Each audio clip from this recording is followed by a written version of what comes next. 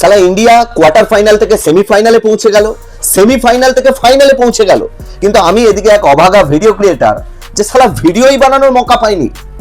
Actually ভাই সকলের কাছে হাত জোড় করে ক্ষমা চাইছি। অ্যাকচুয়াল ব্যাপারটা হয়েছে যে বাড়িতে রাজমিস্ত্রি কাজ করছিল আর এত অতিরিক্ত আওয়াজ করছিল সারাদিন ছেনি হাতুড়ি দিয়ে যে ভিডিও করবার একদম তো যাই হোক, কনগ্রাচুলেশনস টিম ইন্ডিয়াকে। টিম ইন্ডিয়া মানে ফাইনালি অনেক যুদ্ধের পরে পৌঁছে গেছে ফাইনালে, এবং এই যুদ্ধেতে সবচেয়ে বেশি যদি কেউ ফাইট করে থাকে সে হলো সঞ্জু স্যামসন এবং জসপ্রীত বুমরা। অ্যাকচুয়ালি সঞ্জু স্যামসন হলো সেই প্লেয়ার যে প্লেয়ারটা কয়েকদিন আগে পর্যন্ত চেয়ারে বসে থাকতো আর সময় সময় গিয়ে অন্যান্য জুনিয়র ব্যাটসম্যানদেরকে মানে তিলক বর্মা, শিবম দুবে, তোমার ঈশান কিষান, অভিষেক শর্মা, এই সমস্ত জুনিয়র প্লেয়ারদেরকে মাঠে গিয়ে জল খাইয়ে আসতো, হাফ টাইমে জল খাইয়ে আসতো। এটা ছিল সঞ্জু স্যামসনের কাজ। কারণ সঞ্জু স্যামসনকে টোটালি বলতে পারো প্রত্যেকে আন্ডার এস্টিমেট করতেই বেশি পছন্দ করে, কেউ পাত্তা দেয় না বেশি। কিন্তু সেই সঞ্জু স্যামসন আজ ভারতবর্ষের 150 কোটি মানুষের মন প্রাণ জিতে নিয়েছে।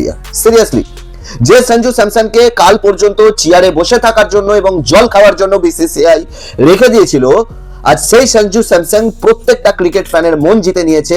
আজ সেই সঞ্জু স্যামসন ভারতকে কোয়ার্টার ফাইনাল থেকে সেমিফাইনালে পৌঁছে দিয়েছে এবং সেমিফাইনাল থেকে ফাইনালের দরজায় দাঁড় করিয়ে দিয়েছে শুধুমাত্র one and only Sanju Samson. প্রথমে ওয়েস্ট ইন্ডিজের বিরুদ্ধে 50 বলে 97 রানের ইনিংস, আর কালকে সেমিফাইনালে ইংল্যান্ডের বিরুদ্ধে 42 বলে 89 রানের ইনিংস।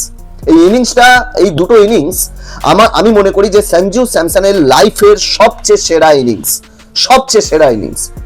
একবার জোরদার তালিয়া হোক, স্যালুট মারা দরকার ইয়ার সঞ্জু স্যামসনকে, এবং তার সাথে আরো 3 জন প্লেয়ারকে স্যালুট মারা দরকার। কারা জানো? এক হলো জসপ্রীত বুমরা, দ্বিতীয় হলো হার্দিক পান্ডিয়া এবং তৃতীয় হলো আমাদের বাপু অক্ষর প্যাটেল। সত্যি কথা বলতে কি, অক্ষর প্যাটেল এমন একজন প্লেয়ার যে ব্যাটিং এ, বোলিং এ, ফিল্ডিং এ, এভরিথিং ইয়ার চারিদিকে শুধু তুমি বাপুকেই দেখতে পাবে। বাপু হিট হ্যায় তো মামলা ফিট হ্যায়। একবার জোরদার স্যালুট হোক ইয়ার বাপুর জন্য। কালকে অক্ষর প্যাটেল একটা উইকেট তো নিয়েইছে, সাথে অক্ষর প্যাটেল যে দুটো ক্যাচ ধরেছে, একটা হ্যারি ব্রুকের এবং আর একটা কার যেন ধরেছিল, সরি ভুলে গেছি নামটা, তোমরাই বলে দিও কমেন্ট বক্সে। যাই হোক, যেভাবে দুটো ক্যাচ ধরেছিল অক্ষর প্যাটেল, মা কসম ইয়ার ফাটিয়ে দিয়েছে। সিরিয়াসলি, অক্ষর প্যাটেল অতটা রানিং করে এসে অতটা দূর থেকে জাম্প করে ক্যাচটা ধরে শিবম দুবের হাতে ক্যাচটা দেয়া, মানে ওয়ান্ডারফুল ইয়ার। একবার জোরদার তালিয়া হোক। অক্ষর প্যাটেল তো অক্ষর প্যাটেল ভাই, প্রথমেই বললাম না বাপু হিট হয় তো মামলা ফিট হয়।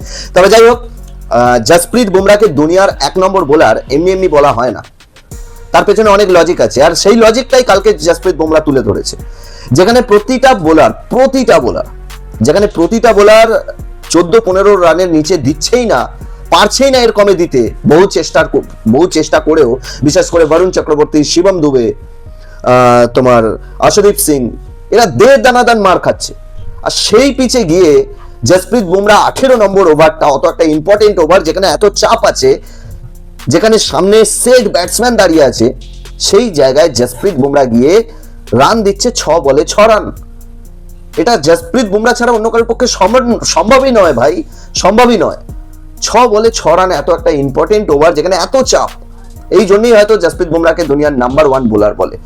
ইভেন ইংল্যান্ড কালকে হেরে গেছে ঠিকই, কিন্তু ইংল্যান্ডের ক্যাপ্টেন হ্যারি ব্রুক নিজে বলেছে যে জসপ্রীত বুমরা দুনিয়ার শ্রেষ্ঠ বোলার, সেটা হ্যারি ব্রুক নিজে বলেছে জসপ্রীত বুমরার বোলিং দেখে।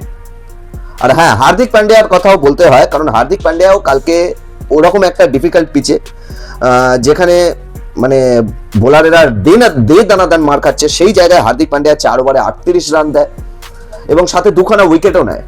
4 ওভারে 38 রানটা আমি বলবো ওই পিচে অনেক কম রান, যেখানে 250+ স্কোর হয়ে যাচ্ছে, সেখানে 4 ওভারে 38 রান ভাই আমি মনে করি অনেক কম রান।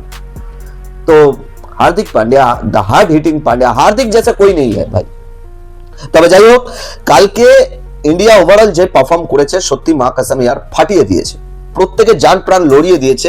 তবে একটা কথা মানতে হবে যে যেভাবে জোসেফ ব্যাথুয়েল খেলেছে, জোসেফ ব্যাথুয়েল ইংল্যান্ডের মাত্র 22 বছরের একজন যুবা ক্রিকেটার বলতে পারো, সে এই বয়সে ইন্ডিয়ার মতন একজন, মানে ইন্ডিয়ার মতো এত বড় একটা টিমের সাথে যেভাবে খেলেছে না, এটা সত্যি মানে অসাধারণ ইয়ার, অসাধারণ। জোসেফ ব্যাথুয়েল কালকে 48 বলে 105 রানের ইনিংস খেলে, আমি তো মনে করি যে বেশি আর যদি কিছুটা সময় থাকতে হয়তো ম্যাচ বের করে দিত ভাই, বের করে দিত। অসাধারণই আর অসাধারণ। জোসি ব্যাটুইল এই বয়সে তার জীবনের শ্রেষ্ঠ ইনিংসটা সে খেলে দিয়েছে, শ্রেষ্ঠ ইনিংস, আবার সেটাও সেমিফাইনালের মতন বড় মঞ্চে। তবে যাই হোক, একটাই কথা শেষমেশ বলবো যে অভিষেক শর্মা কিন্তু শোধরাচ্ছে না ভাই, শোধরাচ্ছে না। অভিষেক শর্মা সেই নিজের সেই একই গতিতে খেলে যাচ্ছে। জানি না অভিষেক শর্মা কি করতে চাইছে। যে অভিষেক শর্মার উপরে আমরা এত ভরসা করেছিলাম, আমরা মনে করেছিলাম যে অভিষেক শর্মা যে কোনো দেশের যে কোনো বোলারের, সে যতই তার সুনাম থাক না কেন বোলারের, তার ধাগা খুলে রেখে দেবে অভিষেক শর্মা, সেটা কিন্তু আর হলো না, হলো না। অভিষেক শর্মা একমাত্র জিম্বাবুয়ের বিরুদ্ধে হাফ সেঞ্চুরি করতে পেরেছে, বাকি কোনো ম্যাচে অভিষেক শর্মার রান নেই। প্রতিটা ম্যাচে অভিষেক শর্মা যেন কিরকম একটা অদ্ভুত টাইপের খেলছে, অদ্ভুত। অভিষেক শর্মা আর তোমার আমাদের ক্যাপ্টেন সূর্য কুমার যাদব চলবে না ইয়ার, চলবে না। এদেরকে জানি না এই টি-20 ওয়ার্ল্ড কাপের পরে এদেরকে আর খোঁজেও পাওয়া যাবে কিনা, আমার সন্দেহ আছে, বিশেষ করে অভিষেক শর্মাকে। তবে যাই হোক, ওভারঅল ইন্ডিয়া অসাধারণ পারফর্ম করছে, আর আমি শিওর যে নিউজিল্যান্ডকে হারিয়ে ইন্ডিয়া অবশ্যই জিতবে এই 2026 সালের টি-20 ওয়ার্ল্ড কাপ। হিস্ট্রি অবশ্যই ইন্ডিয়া রিপিট করবে, এই বিষয়ে কোনো সন্দেহ নেই, সোজাবাদ কথা ভাই। তবে হ্যাঁ, একটাই চিন্তা যে কুপোয়া একটা মাঠে খেলা, বুঝতেই পারছো ফাইনাল ম্যাচটা, রবিবারের ম্যাচটা রয়েছে নরেন্দ্র মোদী স্টেডিয়ামে, আর নরেন্দ্র মোদী স্টেডিয়াম হলো আমাদের জন্য সবচেয়ে কুপোয়া একটা মাঠ, যে মাঠে আমাদের লাভ ফেভারই করে না ভাই, জানি না কেন। বাকি চলো, তোমাদের মতামত অবশ্যই কমেন্ট বক্সে জানিও। ভিডিও ভালো লাগলে লাইক কমেন্ট শেয়ার করে চ্যানেলটাকেও সাবস্ক্রাইব করে নিও। ওকে, চলো টাটা।